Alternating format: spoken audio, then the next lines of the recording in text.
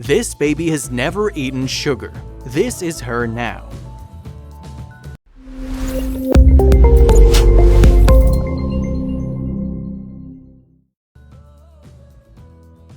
She started her dieting habits far before she even found out she was going to be a mother. She had an action plan as soon as she found out that she was pregnant, but she had no idea that other people's opinions would be so rude. Shawn had health complications for as long as she could remember. She always felt exhausted no matter how many nights of rest she tried to get. She had tried nearly everything and was willing to try anything that came her way. It was called a paleo diet by some people. Shawn didn't worry about the fact that she'd just be eating the food of the ancestors. She just wanted to find something that would work for her and her body. Then she heard about the amazing news. She was pregnant. She had to get groceries to make sure her baby got the best diet while it was growing inside of her. She only wanted the best for her child. A big factor in a paleo diet is that it restricts daily.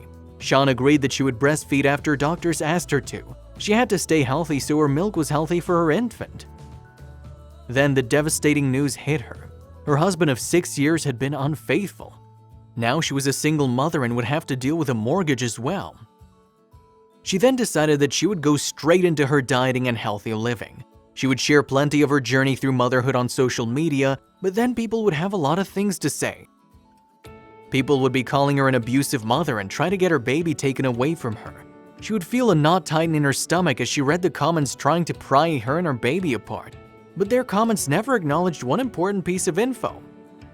She knew exactly what she was doing. She had a degree in agricultural science after all. She was a regular face on food boards and healthy eating councils. She was always staying up to date on scientific papers. Her know-how didn't come from a 5-minute Google search. This was literally her specialization. But there was another thing she couldn't wrap her mind around.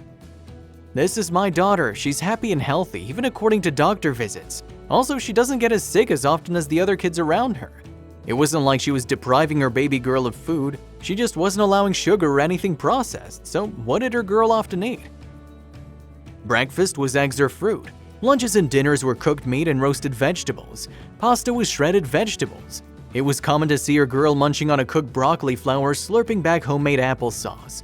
She was eating all the things that other parents were begging their kids to finish off their plates, then they could have dessert.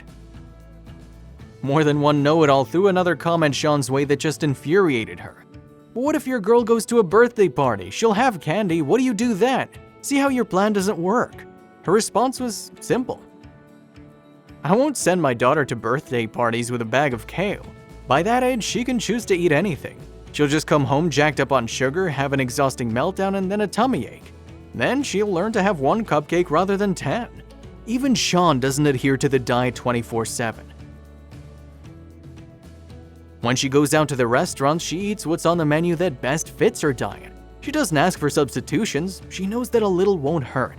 All she wants is for her child to grow up strong and healthy, and away from modern additives and chemicals, and most of all from sugar. She also had one final comment for all the negative Nancys. She won't stop. To Shawn, she didn't understand why she was the bad guy for handing her daughter carrot sticks while these people were dumping things like colas and candies into their kids. How was that any better? In the end, all she wanted was for people to respect others' choices. Her daughter was thriving, and she wasn't going to stop.